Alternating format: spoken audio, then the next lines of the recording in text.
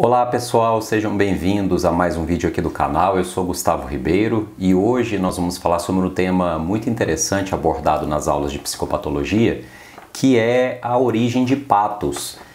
Sabemos que atualmente a palavra patos está muito ligada à ideia de doença. Porém, será que originalmente o significado de patos realmente é esse? Vamos parar para pensar, por exemplo, palavras como simpático ou empático, que têm significações assim tão positivas para nós, e a palavra patético, que tem uma significação tão pejorativa, e percebam que elas têm a mesma base etimológica, que é patos. Portanto, por que há essa contradição? Afinal, qual é a origem de patos? Se você quiser descobrir, vamos comigo então nesse vídeo aqui.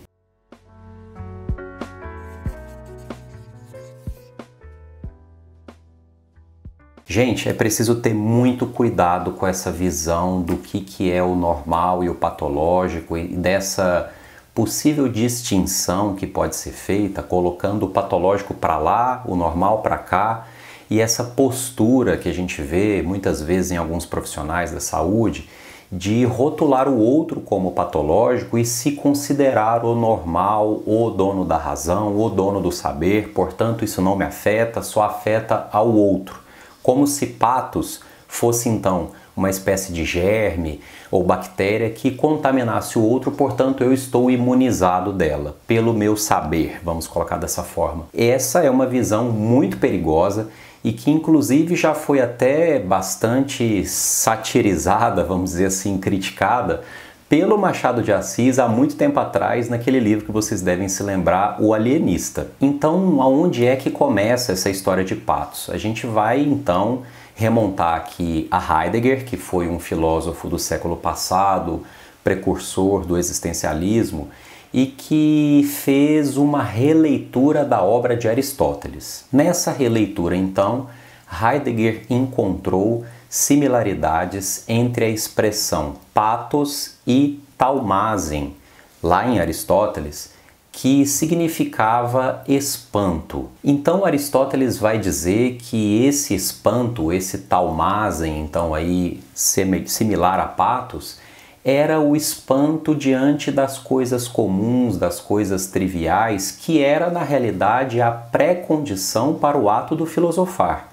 Não é à toa que a escola aristotélica ficou conhecida como a escola dos peripatéticos, ou seja, aqueles que passeiam e aqueles que, portanto, se espantam, se comovem e se interessam pelos problemas cotidianos. Ainda nessa releitura de Aristóteles, o Heidegger vai encontrar uma outra expressão ligada a patos, que é pasquem, que significa sofrer, suportar e aguentar. O Aristóteles vai falar sobre isso em um livro chamado A Poética. Portanto, na poética, Aristóteles aproxima patos da ideia de dor e sofrimento. Já na retórica, uma outra obra importante de Aristóteles, a gente já vê no pensamento dele duas eloquências distintas.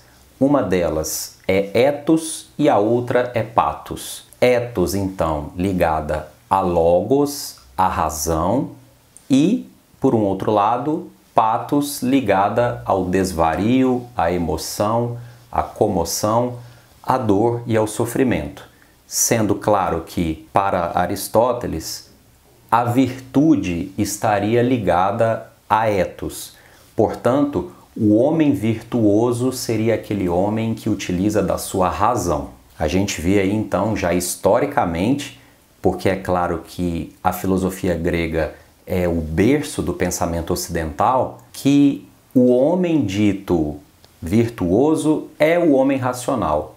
E as pessoas apaixonadas, comovidas, são as pessoas desequilibradas, desvairadas e, portanto, apaixonadas, né, sem razão e desequilibradas, como tantas coisas que a gente escuta por aí. A gente vai vendo, então, que a palavra patos, historicamente, vai sofrendo uma deformação. Por isso que é muito interessante, como eu falei no início do vídeo, ambas palavras com patos na sua essência, mas que têm significações tão opostas. Vejam, simpático, empático, que é sofrer com, se colocar no lugar do outro, ou ser gentil com o outro, e ao mesmo tempo patético, ligado ao bobo, ao idiota, algo assim pejorativo, mas ambas essas palavras todas aí com a essência de patos, e a gente vê que historicamente houve uma completa subversão desse termo,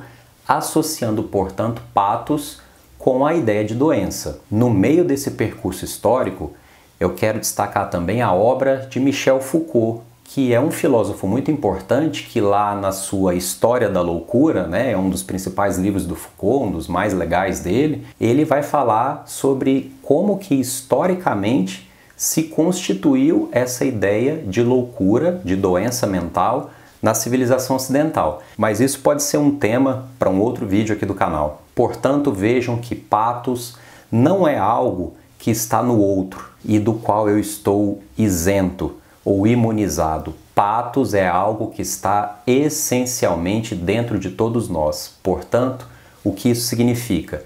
Que cada um de nós, em qualquer momento das nossas vidas, estamos sujeitos a sofrer e adoecer emocionalmente igual aos outros. Somos todos iguais, então, nesse aspecto. Patos, então, dessa forma, é visto como algo essencialmente humano, uma dimensão essencialmente humana. E não há abismo, portanto, entre aquele que sofre e aquele que cuida. Somos todos humanos e podemos padecer a qualquer momento desse patos. Espero que vocês tenham gostado do vídeo, que possa ter ajudado vocês a pensar um pouco sobre a psicopatologia. Um grande abraço e até a próxima!